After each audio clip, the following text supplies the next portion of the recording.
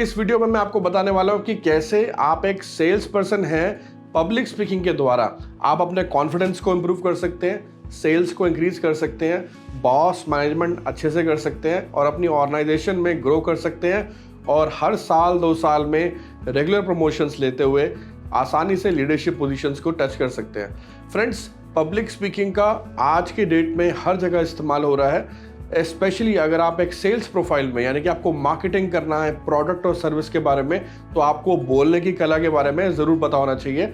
आज हम एक स्टोरी के माध्यम से सारी चीज़ें एक एक करके समझते हैं। मान लेते हैं एक सेल्स पर्सन है जो कि बहुत वीक है अपने कॉन्फिडेंस को लेके, लेकिन उनकी नॉलेज बहुत अच्छी है और उनको बोलने में ज़्यादा कंफर्टेबल नहीं है वो, और इसी वजह से उनका बॉस भी उनको एम्पावर करता है हर बात पे। और दूसरा क्या होता है, वो किसी कस्टमर के पास जाते हैं, प्रोडक्ट नॉलेज होते हुए भी बोल नहीं पाते। स्टोरी टेलिंग करनी होती है तो स्टोरी बताते बताते ये भूल जाते हैं कि स्टोरी की शुरुआत क्यों की थी, यानी कि मैसेज क्लियर नहीं है। और फिर प्रोडक्ट नॉलेज लेस होने की वजह से प्रोडक्ट को अच्छे से परसुएसिव टेक्निक के साथ एक्सप्लेन नहीं कर पाते। आप समझ रहे हैं? तो इसी तरीके से हमने आज एक एग्जाम्पल पकड़ा है।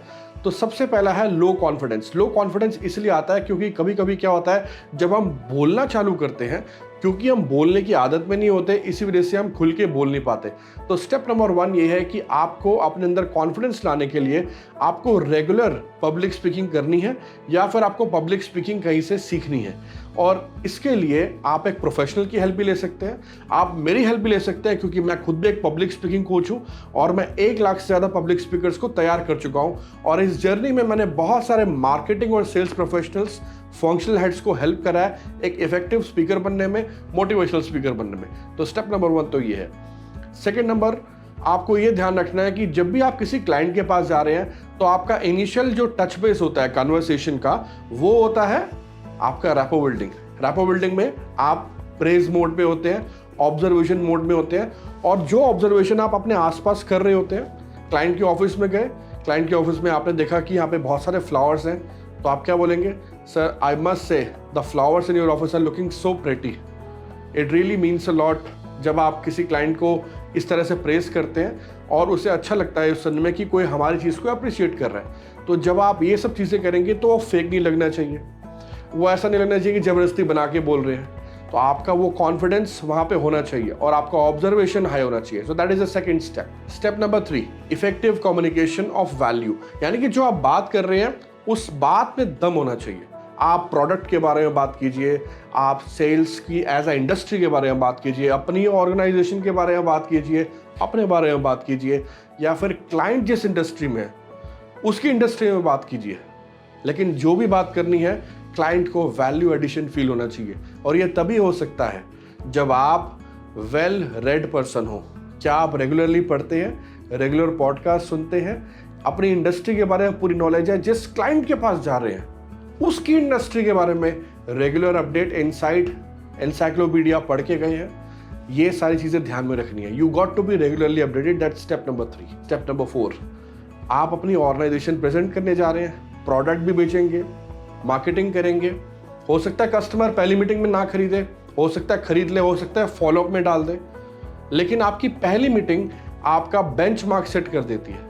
यानी कि पहली मीटिंग के बाद ये क्लियर हो जाता है कि दूसरी या तीसरी मीटिंग में या चौथी मीटिंग में ये सेल्स कन्वर्ट होगी या नहीं होगी।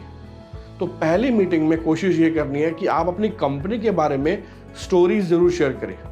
आपकी कंपनी के एमडी और फाउंडर ने कैसे इस कंपनी की शुरुआत करी, वो इस बिजनेस में कैसे आए, उन्होंने क्या पेन एरिया आइडेंटिफाई करा और कैसे इस प्रोडक्ट्स को क्रिएट करना शुरू करा। आप मार्केट से डिफरेंट कैसे हैं, मार्केट में आज की डेट में आपकी क्या प्रोग्रेस है, आने वाले 3 या 5 साल में आप ऐसा क्या करने वाले हैं जिसकी वजह से आपकी कंपनी के साथ कस्टमर इन्वेस्ट करे। ये सब बातें स्टोरी टेलिंग करनी है, स्टोरी के माध्यम से चीज़ों को बताना है। तो बेस्ट स्टोरी टेलिंग टेक्निक जो मैं आपको शेयर करता हूँ वो ये होती है कि आप हमेशा अपनी कंपनी के फाउंडर के बारे में उनके कुछ ऐसी चीज़ें, यानी कि उनकी फैमिली, उनके बिजनेस स्ट्रेटजी, उनके स्किल, उनका कैलिबर और उनकी कुछ ऐसी अच्छी आदतें जो आपको पर्सनली इंप्रेस करती है, उसके बारे में स्टार्ट करते हुए बात कर सकते हैं। स्टेप नंबर 5, आपकी अपनी ड्रेसिंग बहुत इंपॉर्टेंट है। अगर आप एक अनप्रेस्ड शर्ट पहन के जा रहे हैं, आपकी शर्ट की बाजुएं फोल्ड है, आपकी शू पॉलिश नहीं है, आपकी पर्सनल ग्रूमिंग ठीक नहीं है, आप जितने मर्जी अच्छे सेल्स पर्सन हो, वो 20-30% का जो मार्क्स होता है ना, वो डिडक्ट हो जाएंगे।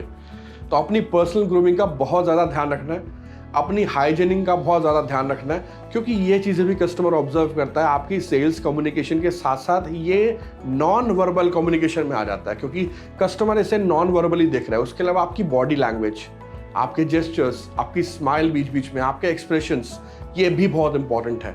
तो फ्रेंड्स, मैं आशा करता हूँ ये 5 स्टेजेस जो मैंने आज आपको बताए हैं, ये बेसिक है लेकिन ये बहुत ही क्रिटिकल है। आप इसे अपनी सेल्स कॉल में, अपनी सेल्स और मार्केटिंग की डील में अपनाइए और मुझे बताइए कैसे रिजल्ट्स मिले। और मैं आशा करता हूं कि आप इस तरह की और वीडियोस देखने के लिए हमारे चैनल पे आते रहेंगे।